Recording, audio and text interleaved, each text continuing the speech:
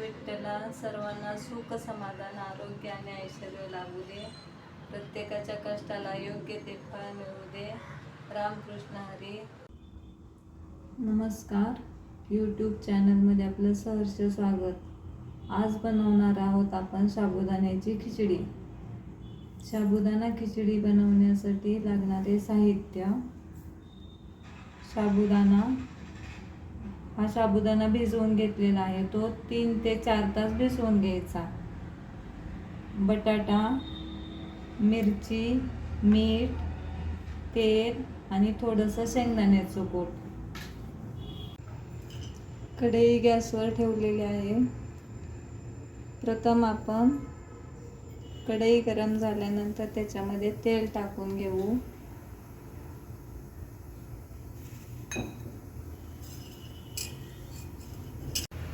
तेल गरम झाल्यानंतर त्यामध्ये बटाट्याच्या पातळ फोडी करून घेतलेल्या आहेत त्या टाकू तेलामध्ये.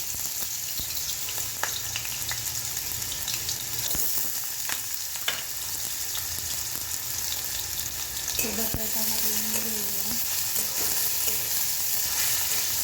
बटाट्याचे एकदम पातळ फोडी करायच्या, म्हणजे त्या वाफेवर शिजतात.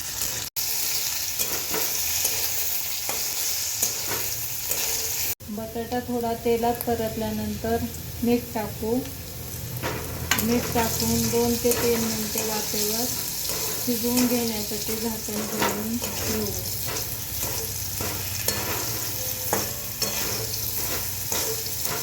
मीठ आणि बटाटा मिक्स केल्यानंतर त्याच्यावर झाकण ठेवूया.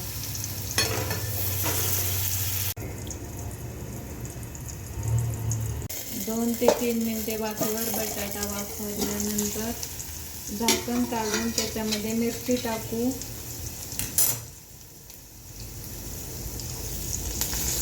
मिरची टाकून परत हलवून घेऊया.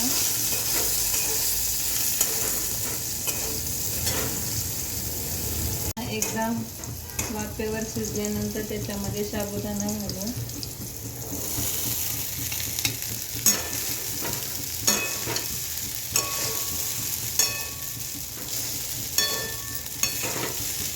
आणि हे सर्व मिश्रण मिक्स करून घेऊया.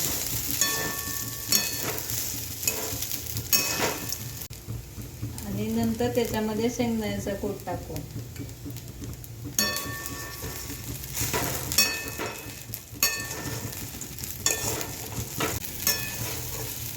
अशा प्रकारे 7 ते 8 मिनिट साबुदाणा खिचडी परतून घ्यायची असते.